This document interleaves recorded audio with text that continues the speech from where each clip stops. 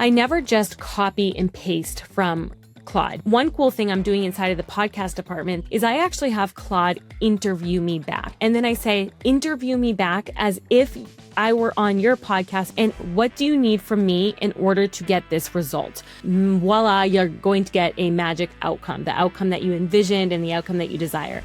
And that's not the way that it works. Most coaches are thinking and using AI in the wrong way. They're looking at it as essentially a fancy search engine, as this black box that you can go into a new chat every single time, type a short prompt, and voila, you're going to get a magic outcome, the outcome that you envisioned and the outcome that you desire.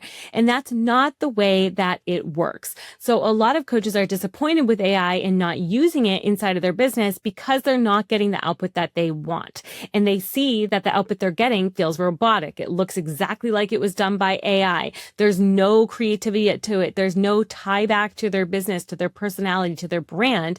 And that's because they have not set it up properly. So welcome back to another episode of Fuel the Flow. Today, we are going to go through how we as a business are using AI inside of our business across our entire team. Now, whether or not we're doing it perfectly or not, that's a question I can't answer. But what we are doing is working, and it's saving us up to 10 hours a week per person. And so it is giving us a ton of time back, allowing us to be more front facing with our community. And that's what I'm loving so much about AI right now, is that I'm able to actually have more FaceTime, more interaction, and more connection with the people inside of the Wellness Vault or our, buyers of different programs, because AI has taken a lot of the busy work off my plate. Now, the things that I'm handing AI are usually things that I would hand an assistant or somebody who I would hire. It's not work that I would be doing from scratch myself. So I'm not looking for it to replace me, and I'm not looking for it to replace most of my team members either. Yes, can it replace an admin job? I believe that it can, but it can't replace my COO. It can't replace my marketing department, right? It can help us, but we actually have the people in our business training it. Now, yes, if you are a solopreneur, you can absolutely run a business, a solo business with just you using AI much, much more efficiently and effectively than you would be able to without it. So if you don't have a team, this still can give you hours and hours back into your week and make you a more effective coach, because it's going to help give you some of that time back with your coaching. Now, for those of you who know me, you understand that I am all about using the tools that are available to us to make us more efficient and make us better at our ultimate job, what we're ultimately there to do. I want to help health coaches grow their business so that they can help other people, the people they have on as clients, get healthier. That's my mission. I want to cast a wide net so that you coaches can do your job effectively, so you can hold your clients accountable, so that you can be there for them, so that you can do the things that you dreamed of about your business, and that you're not spending a ton of time like in the weeds in the back end working in the business on like all of the boring admin stuff. So let's go through how we use it.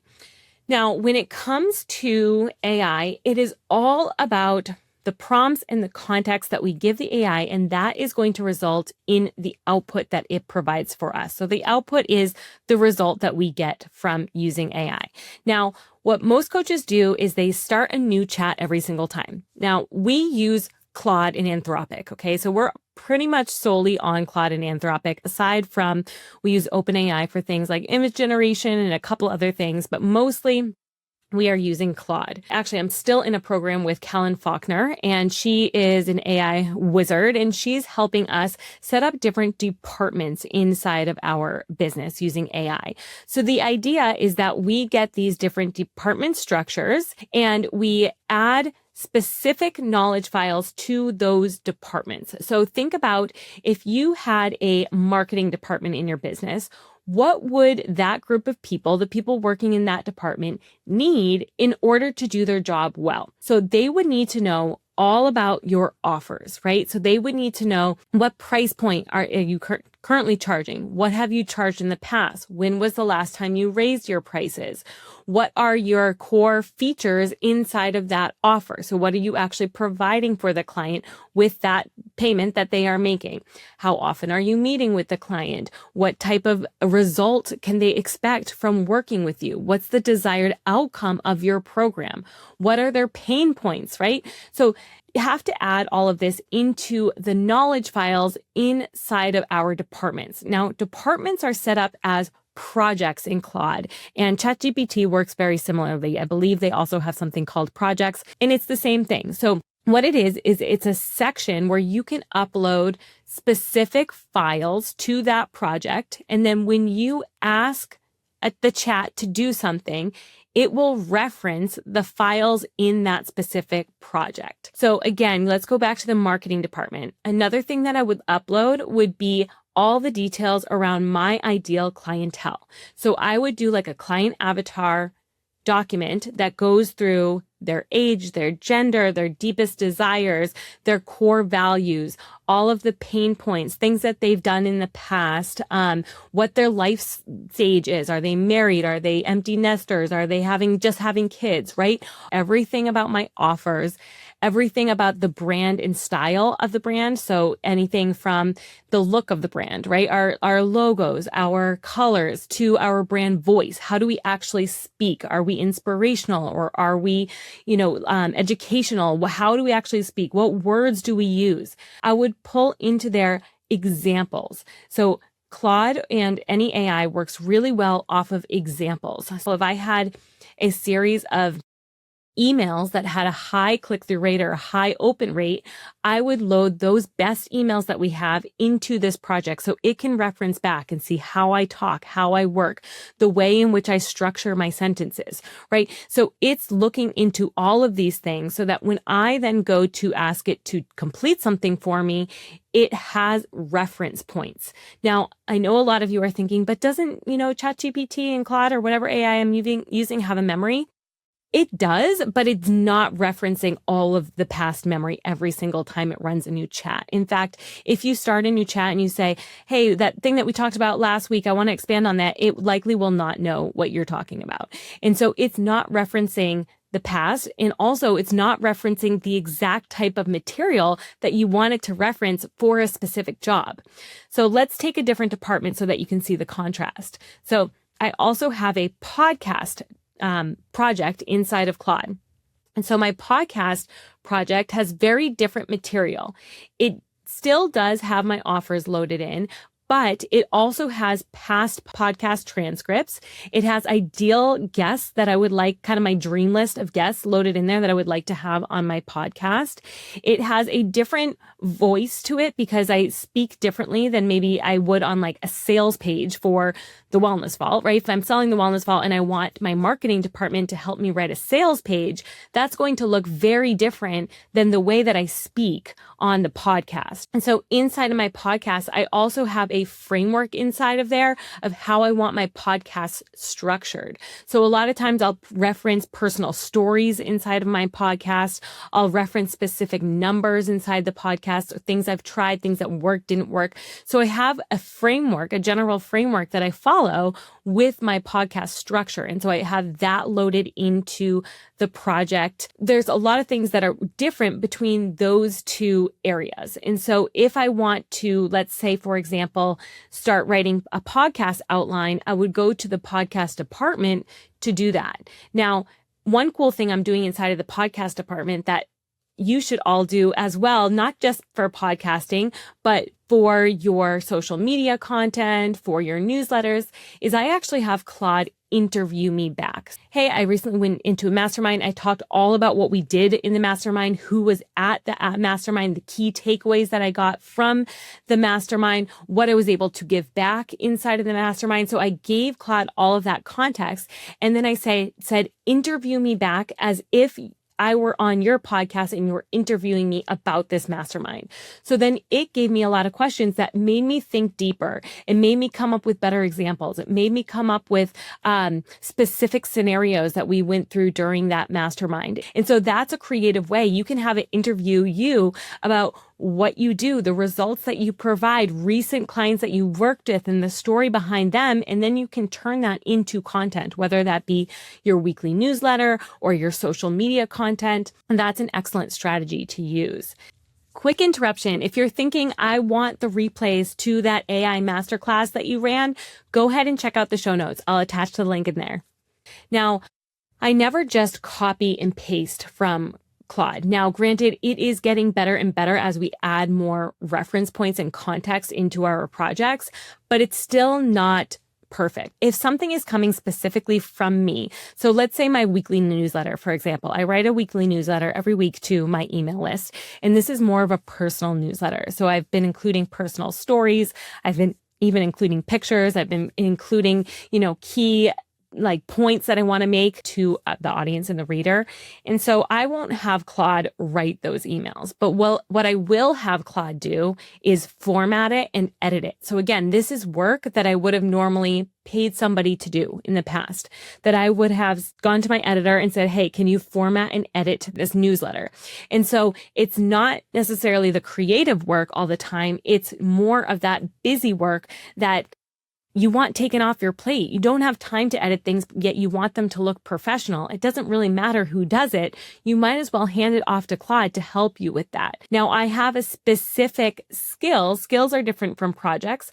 I have a specific skill set up in Claude that will help me format my newsletter. So what the skill is when I attach the skill to my copy. So if I write, and a lot of times I'll just voice to text it. So it's very much a rough draft. So I will just voice to text to Claude my newsletter and say, I'm talking about this. We did this last week. This is the key takeaways. This is the story behind it. And I just give it a rough draft.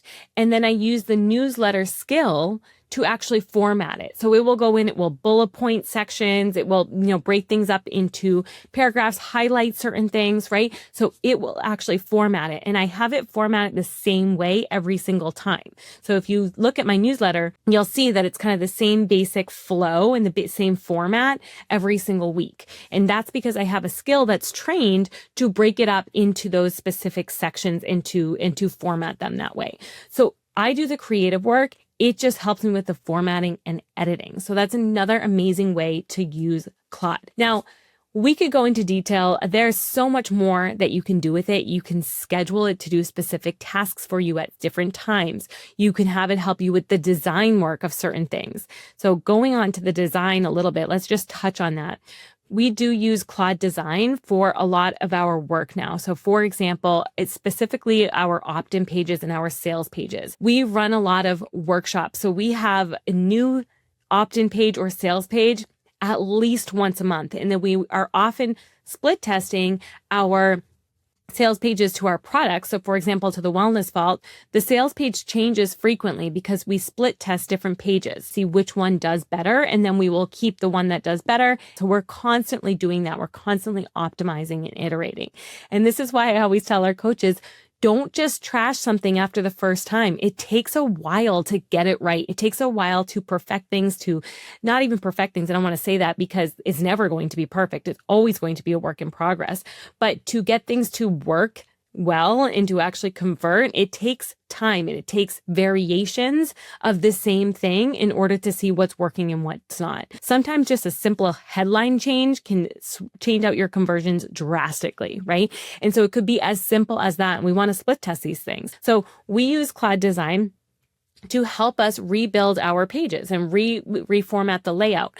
It is a beautiful thing. Now, it takes a while to set up. And I think that's, again, where the missing piece is, because people want to go in and get like a quick result, because that's kind of the idea that we all have behind AI, that it's going to speed up the process. And it does ultimately. But initially, it actually takes a lot of work to set it up the right way. So what I would encourage you to do is actually get in there and ask it prompts. What do you need from me in order to get this result? So if you start with the result and you say, here's what I'm trying to build, here's what I want from you, what do you need from me in order to get there? And Claude will actually give you all of the answers. It will tell you, all right, well, if we're actually going to do this the right way, I need your branding guide. And if you don't have one, you say, well, I don't have one. Can you help me build one? And Claude will actually help you build a branding guide, right? And then it will say, okay, what else do you need? Well, if we're going to do this, I need examples of your last 5, sales pages or whatever it may be, right? And so it's going to ask you exactly what it needs in order to build out the project. So Claude Design is very similar to Claude in the fact that you need to create what's called a design system, which is kind of like a project inside of Claude. It's basically houses all of that context that you want it to reference in order to then go off and create something new for you. And so I would encourage you to play around with it a little bit, and also really work with Claude in order to set up those structured departments to get a specific result. Now, again, the skills, we didn't really go into deep with skills here. I did tell you about my newsletter skill, but skills are more used to do a very specific task. So departments are used for all of the tasks that you would need to do specific to that type of department. So that's projects. So for example, I wouldn't go to my finance department to ask it to help me write a sales page, right? And I would not go to my marketing department to ask me to review the numbers from last month and see where we maybe could have saved some money, right? I would go to my finance department where I have my QuickBooks loaded, where I have all of my information about, past our past P&L. All of that is uploaded to the finance department so that I can go there to ask and help me make decisions about my finances for the business. And so those are projects. Now, skills are like a specific thing that you do time and time again. So an example of a skill would be that I like to review our live events for common questions, right? So I like to upload our transcripts from, let's say, our past 3 to 4 live events. And I want to see common threads and common questions that come up during those live events, because this tells me, where do our clients need help? Where are they getting stuck? What's important to them? What's new? What's big in coaching right now? What are they working on, needing, wanting, right? And so it keeps my finger on the pulse. But oftentimes I forget those things after we get off the call. I'll remember a few of them, but other ones I have to be reminded that, oh yeah, 3 people over the last 3 months brought up this one specific thing. This is something that you should know. So we'll upload our past transcripts from live events, and I have a skill that analyzes those transcripts and spits out to me what the top topics were. So which topics came up multiple times, any repetitive questions that came up multiple times, questions that I maybe did not answer very well. It will tell me that as well too, to say, hey, this person asked a question, but the answer you provided was actually not as relevant as it could have been. You could have done better here. So it helps me become better at answering our clients' questions, become better at presenting, and then also create content that is relative and needed for our specific clientele. And so I hope you guys are encouraged with this episode to use AI in a positive way to actually provide more value to your clients. Again, not to take away the human element in any way, not to make you sound robotic, but rather to go deeper into your clients' needs and service them in a way that you weren't able to before. If you enjoyed this episode, go ahead and share it with a friend, and we would so appreciate a 5-star review. I hope I see you on the next one. I hope you enjoyed our conversation from today. Any links we discussed will be in the show notes below. Also, we would be incredibly grateful if you would leave us a 5-star review. This helps us keep the podcast going so that we can continue to provide value for all of you. I hope we see you on the next one.